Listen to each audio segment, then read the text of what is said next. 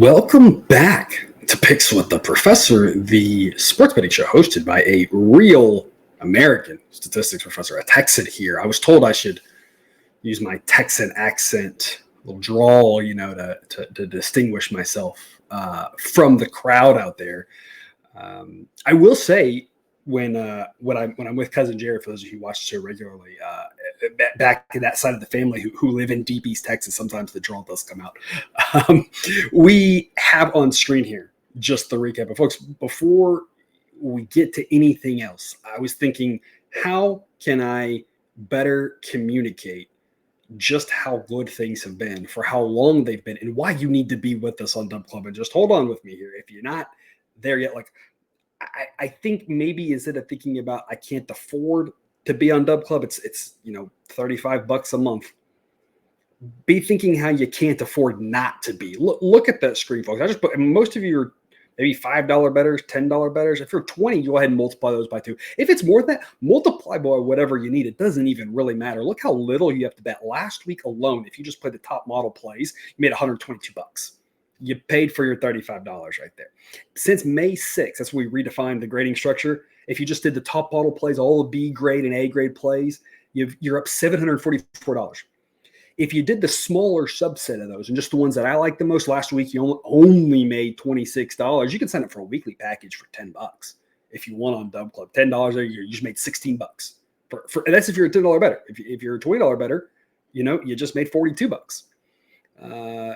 And since May 6th, you'd be up another $333. That's if you're a $10 bet. I know a lot of people who put like $10 a pop on the B grades, and all the ones I like the most put another $10. So you add those numbers up. Now you're up over $1,000. You realize that, folks? If you are a $10 better in the last 7 weeks, $10 better, you'd be up $1,000. I mean, I think that's the best way to describe why you need to be with us over on Dub Club. We did this in college football last year. We did it in the NFL last year. We're doing it here in baseball. People don't understand probability, and that can really help us with these money line markets. It helps with the total markets too. But there's just so many reasons to be over on Dub Club. The Discord chat, come be a part of our community. We have a great community. We have people looking out for each other, telling each other tips. We're talking about soccer right now with the Euros going on. Got a lot of WNBA talk, a lot of people who know what they're doing over there. Great community of people over there on the Discord. A lot of details, projections, picks, links on every single game. And of course, the play of the day, if you want just the play of the day. It's been doing pretty well also. If it's 7 straight weeks that it has been winning, you can get a discounted just play of the day only package there, and you're looking at, again, the last 7 weeks there. If you're a $10 better, you're up $90 right there just on that one play a day. So I mean, a lot of reasons again to be over on Dub Club. That QR code will take you right there with a link in the show description. Just some quick reminders before we get started. Pickswiththeprofessor.com/new will get you information about the model. Community rules. This is a player-based model where you reflect the current roster. Average grade is 100. Higher is more runs, so you don't want to be a higher number if you're a pitcher. You do if you're a hitter. We are projecting an average game, one game. I have no idea what's going to happen, but I think as you saw on the previous screen, especially with those giant sample sizes, this is not a fluke, folks. It's hundreds of games. The average game, we know what we're doing. One game, I mean, who the heck knows? Anybody trying to tell you otherwise is crazy. I mean, there may be one game somebody knows, like, the DH was hung over, so, bet his strikeout over proper or whatever. But other than that sort of stuff, which we don't have, we're not privy to that information. One game, anything can happen, but the average game we do pretty well with, as you can see. So when we say 55% winner, that means it is going to lose 9 out of 20 times, but in the long run, we are going to win more than we lose because we know what prices and what numbers to be betting on. But as always, of course, take what you like. I'll leave the rest. Last but not least here, before we get into this, I feel like it's appropriate to bring this up again. Recording this here on Tuesday night, June 25th. This would be our son Connor's 2nd birthday. And for those of you who don't know the story, I'll put the link in the show description. There's a link on the webpage to him. He was still born at 40 weeks. That was 2 years ago. It's hard to believe it's been 2 years since it's happened. And many of you watching this and are with us over on Dub Club have been here with me the whole time. And your kind words and thoughts and prayers and everything have been so helpful to Mrs. Professor and I over the last 2 years. And we are forever grateful for that. And honestly, this community here and what I'm doing here with this. And, I am a professor, which means I like to help people at heart. And I love helping y'all make more money, and we do a little bit of that here. But of course, you can get even more help over on Dub Club, and that's a help because you help me buy groceries. If you're with us over on Dub Club, and hopefully I help you make some money, and that's what we're doing here in baseball, which is great. But I love what I'm doing here, and this kind of helped get me through some of the dark times, and there were some very dark times, and that's not to say. I couldn't even tell you at this point. I think where I'm at mentally on this, it's something I kind of try not to think about. And we have another son now who has his own health problems, which he's doing okay for now, which is good. And we don't necessarily know what's going on, but all your thoughts about him as well have been great. Thankfully, our oldest is just trucking along just fine.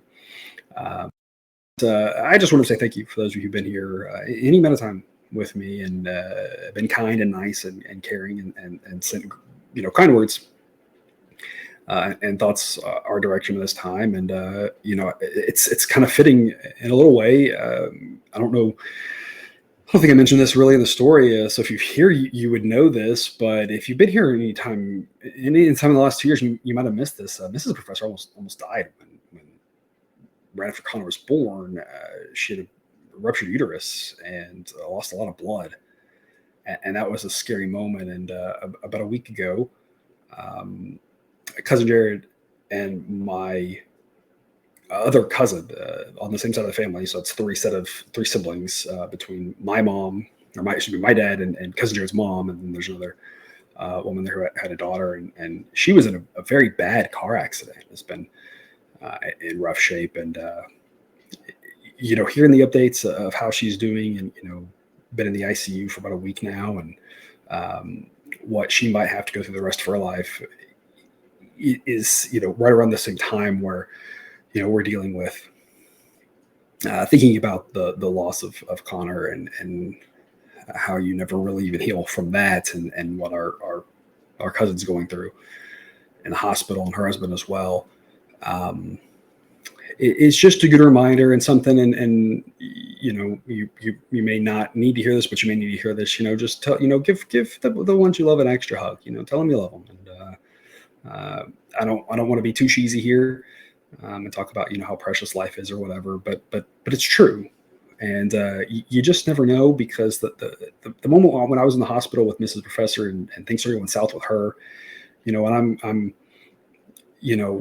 telling her things like, if you see the light, don't go to it, that sort of stuff.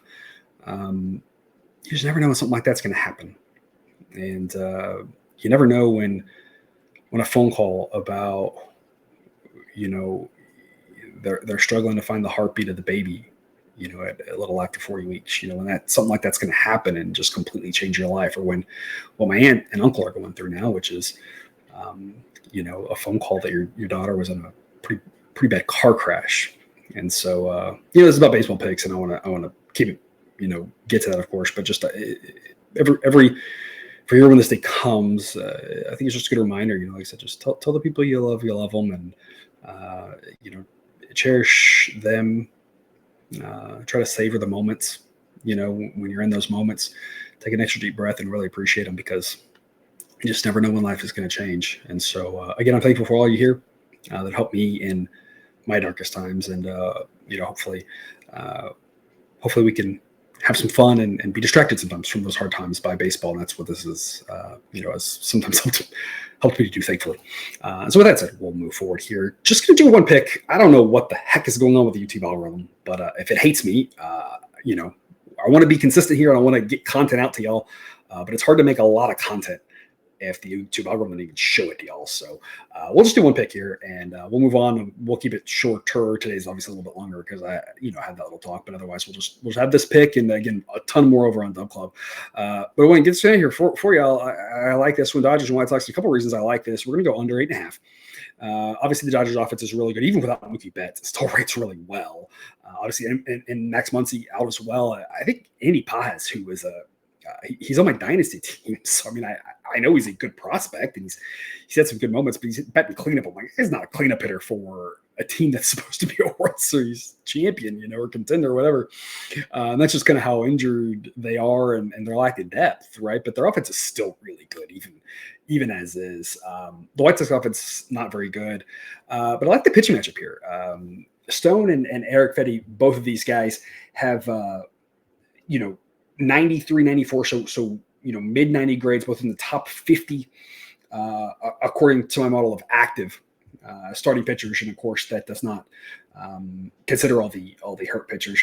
But Fetty, of course, if you've been paying attention, you know how well he's done. 305 ERA, 353 FIP, so just barely higher, 368 xFIP. I mean, having a great season and looking really solid. And obviously, there's a whole trade part about that, which I don't know if Phil good thought or whatever, having a fantastic season. But Gavin Stone, right there with him, 304 ERA, so basically the same thing, same exact FIP, 353 FIP, a little bit higher of an xFIP, not by much, but we liked what he did last year as well. So these guys are rounding error, both really good pitchers.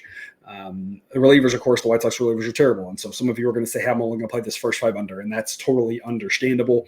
I completely get that. But there is sometimes a benefit of going with full game, which is that you don't know when the Dodgers are going to strike because they just are at some point. Nobody can keep them down, it seems like, because of how good they are. So that extra could help you. But if you want to go first 5, I don't know what that number is, but I have to assume it's probably a smart play as well. But as bad as the White Sox bullpen is, you saw what happened here on Tuesday night in a 4-3 game. Would have gone easily under this number of 8.5. We're projecting 7.7. Park Place pretty normal, pretty reasonable night. Pretty standard. Wind blowing across, so no one's going to really help or hurt. The 70s, upper 60s, so pretty run-of-the-mill weather and park-wise. But the extra kind of asterisk reason I like this, I've been looking at the numbers and trying to understand my data and how things are going and how, again, the way this works is the B grades are the best model plays, and then I take those and I take the ones I like and subset them for people who like fewer plays. And see, these are the ones I like the most. And I've done pretty well with some of them and not as well with some of them. And some of it's small sample size, some of it's bad luck. Some of it is I'm just trying to learn and say, hey, obviously I know baseball, but like I have blind spots too. How do I find those and improve on them? Something I noticed here is that one of the biggest differences between I think the biggest weakness I've got, I think, or one of them I see at least, is that the full game totals that I like the most are a +1 unit, basically break even here since we went to the structure. But the model best picks 7% ROI plus 19 units. So the model's picking out really good full game totals. I'm not doing a very good job picking a subset. Is that because typically I see 8.5 and I think, oh, that's terrible. I hate going under 8.5 because you're on the wrong side of a key number, which is not wrong. But I wonder if this is a little bit of a blind spot on my part because there's a possibility that they're hanging 8.5. And it's not that they're daring me. It's not that there is any incentive or anything like that. I don't think there's anything nefarious like that happening. But there's a good chance that, something like that I'm afraid of might have some artificial value because other people are afraid of as well, because other people don't like being on the wrong side of these key numbers. And so sometimes that generates a little bit of extra value for us if we're just, going away from the same things that other people are going to, or vice versa, right? And so I'm looking at this thinking, what am I doing with the full game picks that I'm selecting from the model, best picks, and I'm not doing a good job? And it's a game like this. It's a game like this where I would say, you know what, we're going to play the first 5 under, and I'm not saying the first 5 under doesn't win. I probably would like it to, pending what the number is, of course. But I'm looking at this saying maybe this is the type of pick I need to add to my repertoire, and not be afraid of it, because I want to, of course, grow, make sure I capture those blind spots. So a couple of reasons there. I think this makes a lot of sense. Again, if you want to go first 5, that can make a lot of sense as well. But we like the under here in Dodgers and White Sox. That'll be our show here. Again, Dub Club is the place to be for you to make more money, way more money than you would ever invest in your membership. And you get to hang out in our community in the Discord chat, which is a lot of fun. So check the link in the show description. Otherwise, though, thanks for watching. Thanks for listening. Again, thanks for being here. Thanks for all you do. And as always, best of luck. And remember, you can get your betting money, but please don't bet your eating money.